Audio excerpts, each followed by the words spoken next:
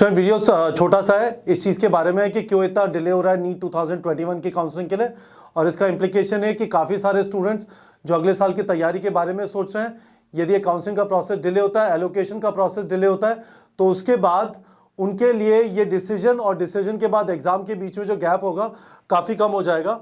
तो possible reason कुछ ऐसा लग रहा है कि जो नीट पीजी का जो इश्यू चल रहा है इस समय, जहाँ पे स्टूडेंट्स ने चैलेंज किया है ओबीसी और ईडब्ल्यूएस का रिजर्वेशन, और उस पर दो जो सुप्रीम कोर्ट के जज हैं वो इस चीज़ पे खासकर ओबीसी पे उन्होंने कुछ ज़्यादा नहीं बोला है, ईडब्ल्यूएस का जो क्राइटेरिया 8 लाख रुपए वाला उसके ऊपर उन्होंने कहा है कि हम इसके ऊपर समझना चाहते हैं, गवर्नमेंट से जानना चाहते हैं कि किस बेसिस पे आपने डिसाइड किया।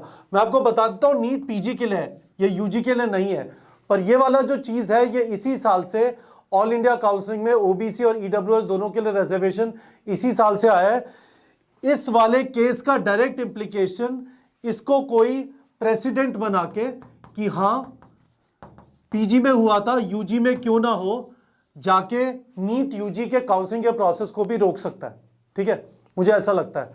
तो यहां पे शायद ये हो रहा है, अभी इसका कोर्ट कल इसका हियरिंग पोस्टपोन होकर 23 नवंबर हो गया।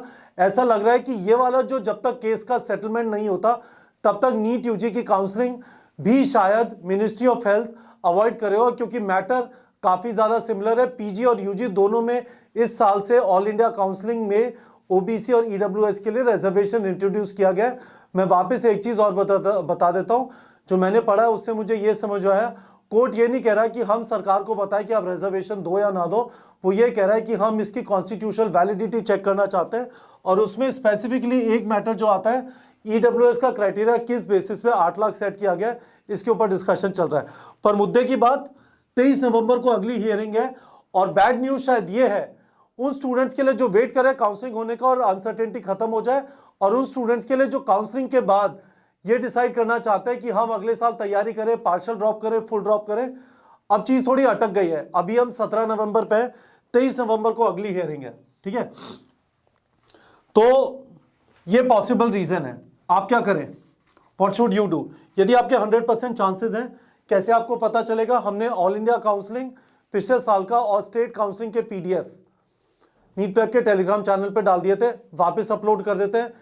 नीट प्रेप के टेलीग्राम चैनल का लिंक वीडियो के डिस्क्रिप्शन में, अपनी रैंक वहां पे जाके देख लीजिए, ऑल इंडिया काउंसलिंग में और स्टेट काउंसलिंग में, और उसके हिसाब से आपको आइडिया लग जाएगा इस बात का कि आपके चांसेस कैसे हैं। जिनके 100% चांसेस हैं, जो आपको 10 कॉलेजेस, तो मैं आपको क्या बताना चाहता हूं, ये जैसे पिछले साल का ऑल इंडिया काउंसलिंग का है ना। अब जरा ऐसे देखते हैं, आप यहां पे आए और आपकी रैंक लेट से 3000 आ रही है, तो मैं आपसे यह रेकमेंड करूंगा कि 3000 रैंक पे एक कॉलेज में मत अटक जाइए। इस वाली शीट को देख के 5, 6, 10 कॉलेजेस ऑल इंडिया काउंसलिंग के, सिमिलरली स्टेट काउंसलिंग में कौन से 3-4 कॉलेजेस आपके लिए ज्यादा फीजेबल हो रहे हैं उनको देख लीजिए। तो 15 कॉलेज का एक शॉर्टलिस्ट, 10 कॉलेज ऑल इंडिया और स्टेट काउंसलिंग में 4-5 कॉलेज, क्योंकि स्टेट में तो इतने कॉलेजेस होंगे नहीं, आपकी रैंक के आसपास आपको 3-4-5 कॉलेजेस मैक्सिमम।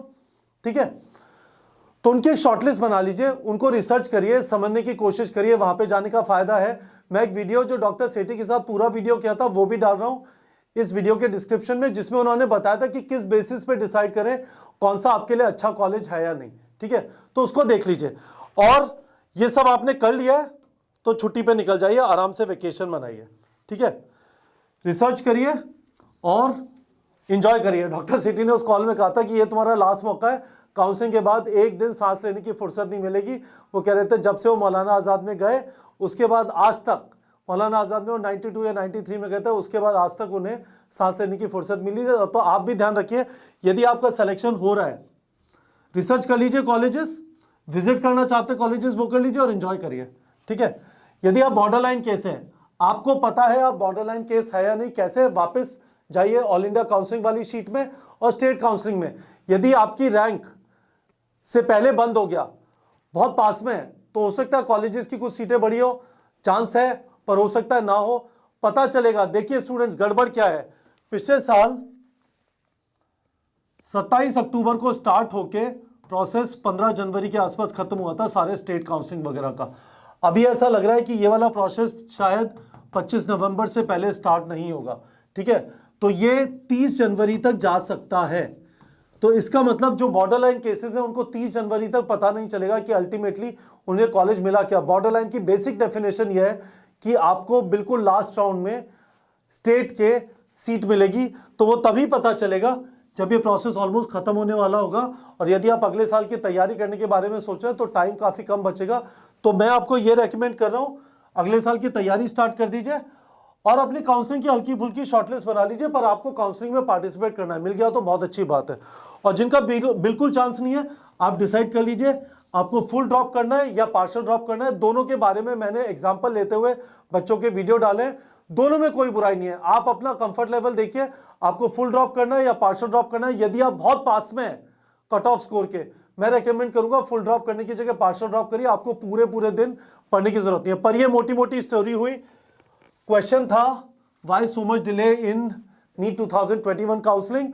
काफी फ्रस्ट्रेटिंग होगा काफी लोग के लिए, मुझे लगता है इस वाली वजह से हो रहा है, क्योंकि ये वाला जो मैटर है ये डायरेक्टली जो पीजी में चल रहा है, ये एग्जैक्ट सिचुएशन यूजी में भी एप्लीकेबल है। और यदि पीजी में इसके ऊपर एडवर्स डिसीजन आता है, यूजी में भी ये लिटिगेशन के ऊपर ससेप्टेबल है। ठीक है बच्चों।